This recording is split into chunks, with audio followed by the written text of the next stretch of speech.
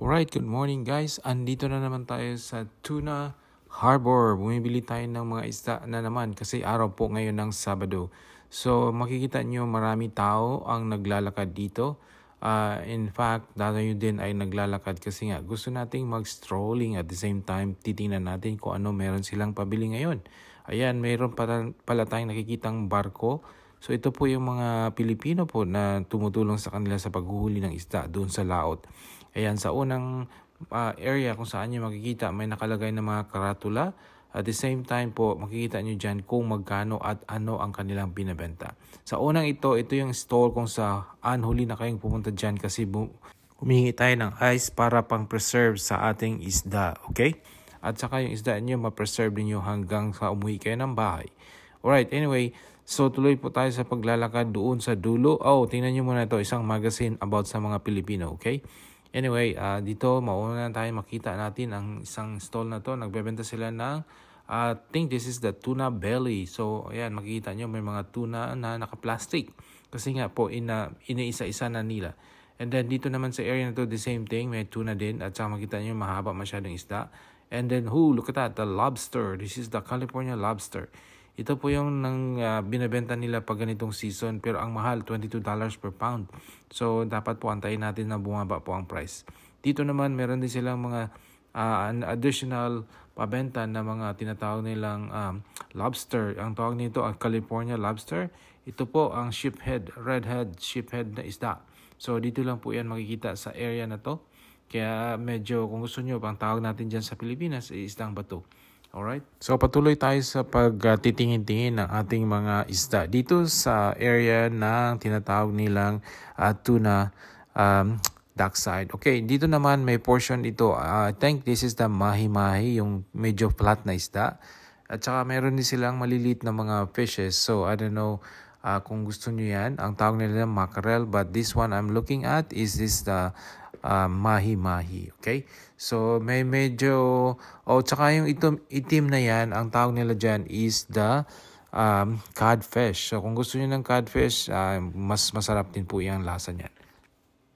And dito naman, this is the mackerel. Kung titingnan niyo yung mga maliliit na isda, that's the mackerel. Okay, so, pagkatapos nyo pong may weigh and everything, magbabayad kayo dyan. Okay? Anyway, tuloy tayo sa ating pagtitingin. Pupunta tayo dito sa may mga Filipino fishermen, tatanungin natin kung anong huli nila ngayon na pwede nating bilhin sa kanila kasi may mga chop-chop sila na isda na medyo mura. Okay? We will ask them. 2 of us? Big one is 123. How is it? 123 pounds. Do you have blue fin? Blue fin?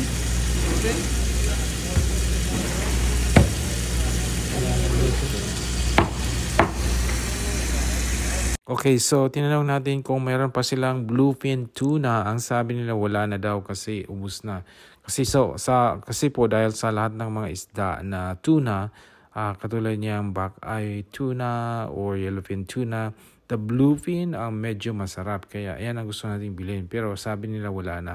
So anyway, ang gagawin natin, bibili na lang tayo doon kung anong meron silang tuna ngayon na binibenta. Okay? Kasi gagawa tayo ng kinilaw. Okay, so yung nakikita nyo ngayon, ang tawag nila dyan ay albacore tuna. So kung gusto nyo yan, pwede kayong bumili ng buong isda na yan or just the slice o tinatawag nilang fillet na. So tayo naman, pupunta tayo dito, tatanin natin kung ano yung ating mabili kasi tingnan po natin kung anong klase yung masarap na tuna kasi maraming klase silang tuna binibenta ngayon dito. We will just probably choose the one that's like a small kasi hindi naman tayo maramihan sa bahay, so we'll just pick up the one that's like a small size. Okay, and then yan po ang gagawin nating kinilaw pag-uwi natin sa bahay. Okay, let's ask this lady. Thank you. Happy Saturday. Awesome. Yeah. Alright, so mukhang busy pa po siya sa pag-asikaso sa ibang customer. So, titingnan po natin yung ibang view dito kung saan to nakalocate yung tinatawag nilang dockside tuna fish market. So, ito po, makikita nyo may mga lagay silang mga karatula or signboard kung saan nyo makikita yung prices.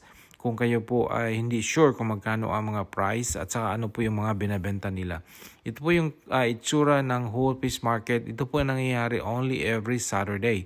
Kasi po yung mga fisherman na to, pumunta sila dito every Saturday and nagbebenta sila ng mga isda. Kung ano po yung hinuhuli nila doon sa laot, yan po ang dinadala nila. Okay? So anyway, tuloy tayo sa pag-iikot-ikot para makita po natin kung ano pa po ang pwede nating maipakita sa inyo. Kasi po baka kayo ay may interest o interesadong pumunta dito para next time alam nyo kung ano yung makikita nyo. Okay? Maganda dito kasi may mga time na makamura kayo kung ano yung mga seasonal na isda. So katulad nito, kung ano yung display nila, yan po yung makikita nyo na pwede nyong bilhin ngayon. Kaya lang paminsan-minsan pag less yung kanilang supply, medyo may kamahalan. Ayan po, makikita nyo mga ibang boat na nakadock dito sa area kasi nga ito po ay pier kung saan po nagdadock yung mga ibang mga malalaking boat. For the meantime, kasi wala sila dito po nagbebenta yung mga fisherman natin para magbenta ng mga isda. Okay? So meron din silang tinatawag na mga pakainan dito kung gusto nyong kumain, yung nagpapaluto sa umaga. And then meron din yung sa una-unahan yung mga tinatawag nilang may mga booth na kung saan sila po ang naghihiwa o nag-i-slice ng mga tuna after nyo nabili doon. Hindi lang tuna, basta kung ano po yung isda nyong ipapa-slice, makikita nyo. May mga tao dito na nagkakat ng mga fish. But for your information also, kung makabili kayo ng mga small cut, mas mura po dito sa area na to kasi nga tinatapon na nila yan. So, hindi na nila binabalik doon kasi nga sabi nila, they're just throw it away kasi karamihan sa kanila ayaw nilang kumain ng may mga buto-buto. Okay? Kaya tayo, na we know how to cook it, so bibilhin natin kasi masarap po yan pang sabaw, di ba? Anyway, tingnan nyo, tuloy tayo dito sa pagtitingin sa kanilang mga cut. Titingnan natin kung ano pwede nating mabili. Okay. Pagkatapos natin bumili ng mga buto doon, pumunta na tayo dito sa may pabilihan ng tuna belly kasi nga kanina busy siya. Okay. Here you go. Here's our tuna belly that we buy.